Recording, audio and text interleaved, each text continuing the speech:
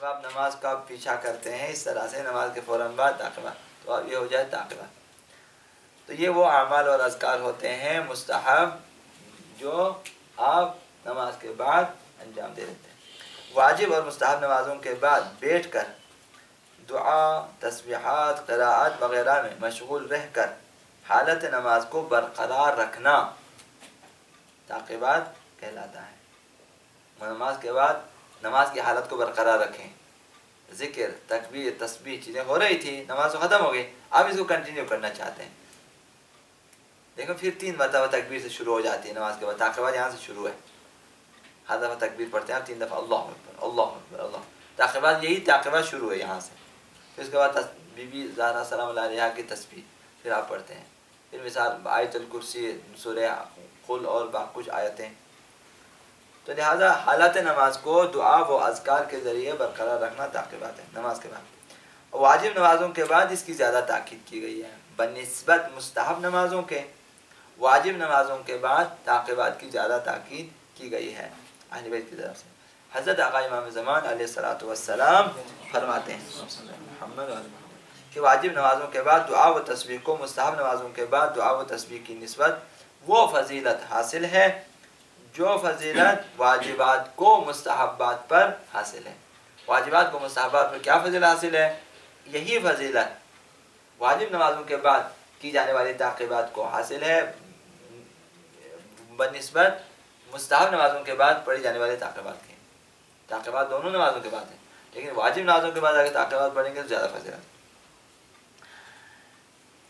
تعقیبات نماز کے لیے ایسا ہے جیسا کہ ہم کسی عزیز دوست کو الوداع کرنے کے لیے کچھ دور تک ساتھ چلے جاتے ہیں، ٹھیک ہے نا؟ جب زائرین چلے جاتے ہیں ہم لوگ بسوں تک جاتے ہیں، تو پچھلے سال شہید ہونے کے لیے بعض لوگ جو ہیں مصنوع تک چلے گئے، کچھ لوگ پہلے دور دور تک۔ ابھی یہاں پہ یہ چیزیں کم ہیں، پہلے چونکہ گاڑیاں نہیں ہوتی تھی تو گھوڑوں پہ ان کو مثال دور تک، ایک ایئرپورٹ ہوتا تھا بہت دور، تو وہاں تک گھوڑوں پہ یا ان چیزوں پہ لے کے جانا، تو دور دور تک میلوں لوگ ساتھ چلے جاتے تھے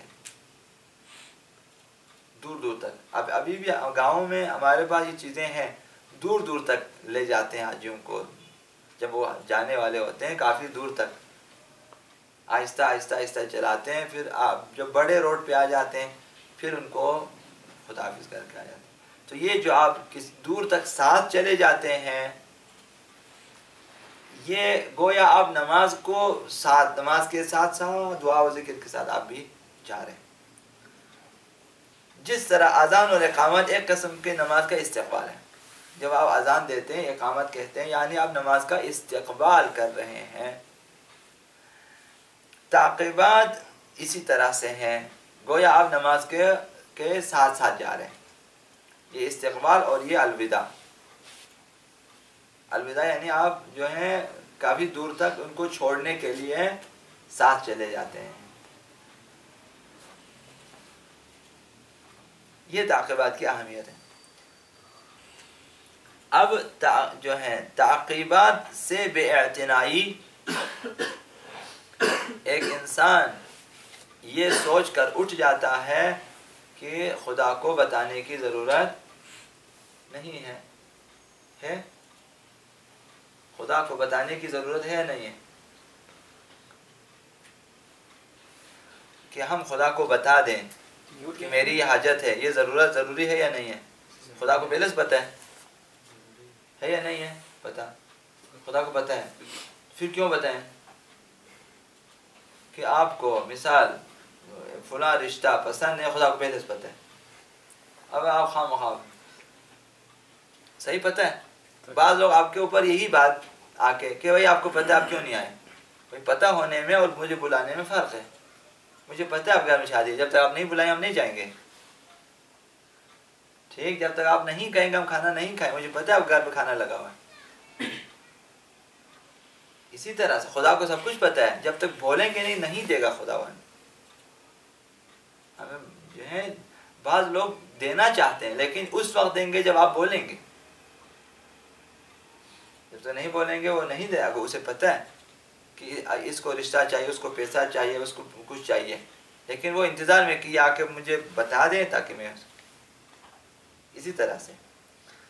تو نماز سے بعض لوگ یہ سوچ کے اٹھ جاتے ہیں کہ خدا کو بتانے کی ضرورت نہیں، سب کچھ پتہ ہے، میرے بتانے سے کیا ہوگا. لہٰذا وہ نماز پڑھ کے سجدہ جیسے آخری تکبیر سجدہ اٹھا لیا، چلا گیا مسجد سے باہر، سجدہ سجدہ شکر بھی نہیں کرتے ہیں.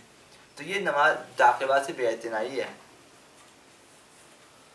نماز سے محبت کم ہونے کی نشانی یہ ہے کہ انسان نماز سے بیزار ہے، محبت کم ہے، لہذا وہ جیسے نماز ختم مجبوری کے تحت پڑھ لیتے ہیں، اس کے بعد نماز چلے جاتے ہیں. تعقیبات نہیں. یہ نماز سے محبت ہونی چاہیے، عشق ہونا چاہیے. پیغمبر علیہ السلام نے فرمایا کہ افضل ترین عبادت اس بندے کی ہے جو نماز کے ساتھ من عشق العبادہ وعانقہا، جو عبادت کے ساتھ عشق کرے اور اس کے ساتھ معانقہ کرے. معانقہ کسے کہتے ہیں؟ معانقہ گلے ملنے کو کہتے ہیں. عنق گلے کو کہتے ہیں. جب ہم کسی دوست کو عزیز سے گلے ملتے ہیں، اردو بھی اصطلاح میں یہ ہے، ٹھیک ہے نا. فارسی میں بغل کشی ہے یا کیا کہتے ہیں اس کو، بغل گیر ہونا ہے یا اس طرح سے. تو عربی میں معانقہ ہے. یہ معانقہ ایک دوسرے کو سے گلے ملنا، یہ محبت کی نشانی ہوتی ہے. تو پیغمبر صلی اللہ علیہ وسلم نے فرمایا جو ہے بہترین افراد عبادت گزاروں میں وہ ہیں جو عبادت کے ساتھ عشق کریں. جب عاشق ہیں معشوق ہیں ملیں تو گلے ملیں گے. وعانقہ، اور ان سے گلے ملیں. عشق میں جو معنی کیا ہوا ہے جس طرح حضرت آیت اللہ جوادی عاملی نے کیا ہے، اور اس طرح بعض دوسروں نے بھی، بعض چیزیں ہوتی ہیں جن کی تعریف نہیں ہو سکتی ہے، ٹھیک ہے. ان میں سے ایک عشق ہے، ان میں سے ایک محبت ہے. ان کی تعریف نہیں ہو سکتی، آپ بیان نہیں کر سکتے کسی کو کہ محبت یہ ہے. آپ بھی بیان نہیں کر سکتے. آپ جتنا بھی فلسفہ پڑھے آپ بیان نہیں کر سکتے، چونکہ جنہوں نے پڑھا انہوں نے کہا کہ تعریف نہیں ہو سکتی ہے. حضرت علامہ فلسفی محمد تقی فلسفی، انہوں نے کہا کہ تعریف نہیں ہو سکتی. کس چیز کی؟ عشق کی، محبت کی تعریف نہیں ہو سکتی، کیونکہ احساسات بھی منحصر ہیں، بیان نہیں ہو سکتا. بیان خلاصہ بیان نہیں کر سکتے، الفاظ نہیں ہے کہ اس کو بیان کریں. تو عشق جو ہے وہ کہاں سے نکلا؟ ایک پودا ہے، اس کا نام ہے عشقہ، ٹھیک ہے. عشق اس سے اخذ شدہ ایک کلمہ ہے کہ وہ کلمہ کسی بھی پودے کے، کسی بھی درخت کے پاس یا کسی کے پاس وہ نکلتا ہے تو اس کے گرد لپٹ جاتا ہے. تو اس قدر اپنے آپ کو لپیٹ لیتا ہے کہ درخت کو خشک کر دیتا ہے. انگور میں یہ چیزیں ہیں، اگر آپ نے دیکھا ہو انگور میں ایک تو اس کے پتے ہوتے ہیں، دوسرے اس کی بیلیں ہوتی ہیں. بیلوں اور پتوں کے علاوہ ایک تار وہاں سے نکلتا ہے جو کسی بھی شاخ کو ٹھیک سپرنگ کی طرح لپیٹ لیتا ہے اب اپنے آپ کو مضبوطی سے. یہ قدرتی ہے تاکہ چونکہ انگور کے لیے کوئی ایسا سیدھا وہ تنا نہیں ہوتا، وہ پھر پیچ و خم والے ہوتے ہیں. یاد اپنے آپ وہ پھر سوکھ جاتا ہے وہ شاخ جس سے یہ لپٹ جائے اگر آپ جلدی نہ کھولیں. تو عشقہ اس پودے کو کہتے ہیں. یہ انہوں نے لکھا کہ اس کو سکھا دے، یعنی اس پہ اس طرح قابض ہو جائے کہ اس کو دوبارہ نہ چھوڑے. عشق یعنی یہ، عاشق کبھی معشوق کو نہیں چھوڑتا. تو بہترین بندہ وہ ہے جو عبادت کے ساتھ عشق کرے اور اس کے ساتھ معانقہ کرے، گلے ملے. یہ محبت کی نشانی ہے. تو نماز سے اور عبادت سے عشق اور محبت ہونی چاہیے. جب عشق اور محبت ہے تو پھر آپ اس کا استقبال بھی ہونا چاہیے.